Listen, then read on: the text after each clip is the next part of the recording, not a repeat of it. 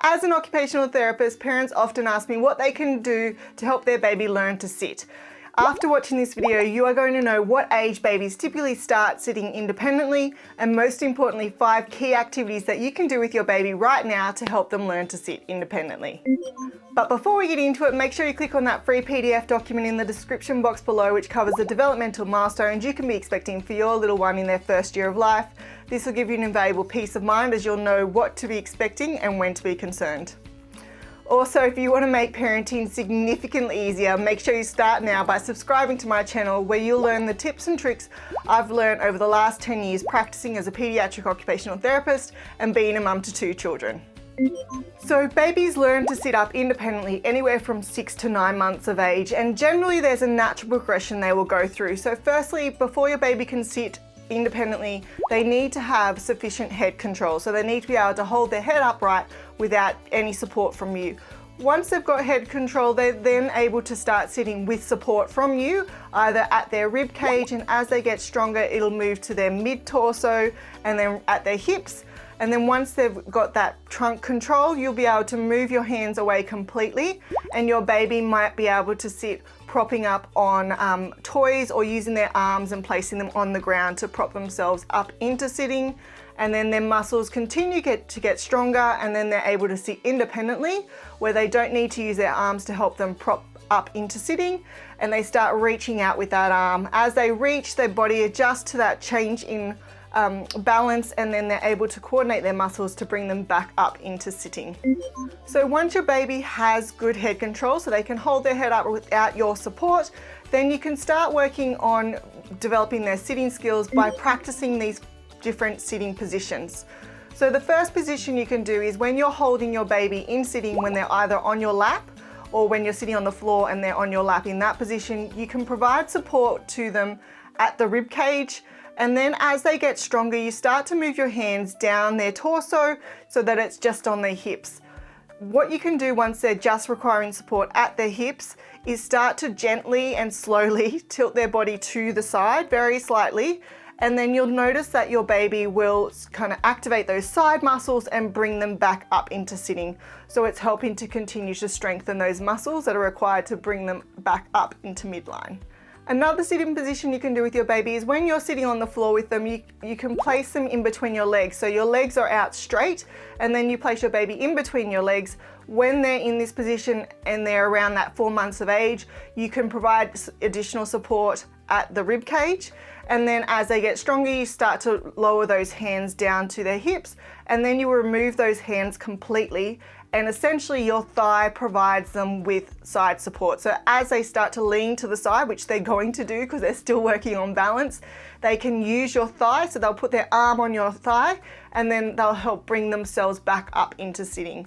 And as they get stronger still, you can move your legs further apart so that your baby will have to do more adjustments because they've got more flexibility in falling more to the side. Once your baby is able to sit in between your legs when you're sitting on the floor and they're just needing the support provided by your thighs, you can move to using a nursing pillow or a boppy pillow, or some cushions that surround your baby when they're sitting. So what you do is you place the nursing pillow on the ground, then you place your baby in between that curve, and essentially the nursing pillow provides your baby with support, particularly when they're going to fall to the side. It gives them something to fall onto.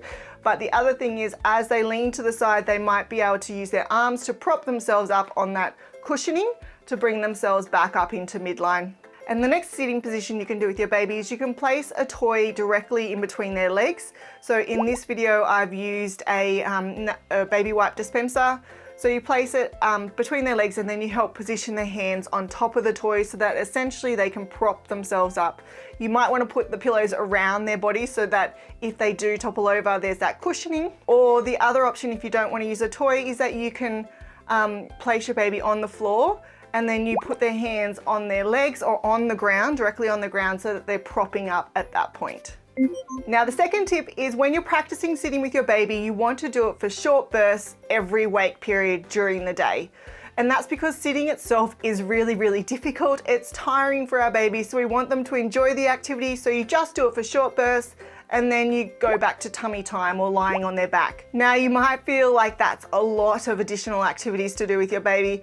I guarantee you it's not actually going to be that hard to bring it into your day, because at some point in every waking period you are going to be holding your baby in sitting either on your lap or on the ground. So you just need to think about where you're placing your hands and that additional support you're providing your baby, and as they get stronger, start to move those hands down their body or completely off so that they have to use those muscles to sit. Now the third tip is make sure you use toys or yourself to motivate your baby to practice the skill of sitting. As I said, sitting is really, really hard. So we use toys or yourself to make sure that they're happy when they're practicing this. What you could do is you could place the toys directly in front so they can prop themselves up in sitting. Or the other thing is that you could place the toy at eye level so that it encourages them to look up when they're sitting. They're not necessarily going to be reaching out and grabbing toys initially because it's very hard. So if you have it at eye level, it encourages them to look up and try and straighten that back. Tip 4 is to encourage lots of tummy time and giving your baby the opportunity to play when lying on their back. Now that's because these two activities continue to provide an opportunity for your baby to develop the underlying muscle strength and control required for sitting. So tummy time allows your baby to develop the extensor muscles, so their back muscles, their neck muscles, and then increase their shoulder stability, which is all required for sitting. And the other thing is when they're lying on their back, what that helps is when they're lifting their legs, it activates their core, so their tummy muscles. And when they're reaching out for toys, they're working on their chest and shoulder muscles. So we know that for sitting, your baby needs to coordinate the front part of their body, so their shoulder and their chest and their tummy muscles with their back muscles and their back shoulder muscles to sit upright. So we want to provide an opportunity to develop those muscles. And the fifth tip that often parents forget to do is when your baby is going from the ground into sitting, you need to show them how to do that movement. So don't ever pull your baby up from lying into sitting by holding onto their arms and pulling them up. If you want more information on that, check out my video which I've done, which outlines why you shouldn't do that. But what you should be doing is helping them learn the movement required to go from lying into sitting and from sitting into lying. So you do that every time you're bringing your baby up into sitting and when you're moving them out of sitting.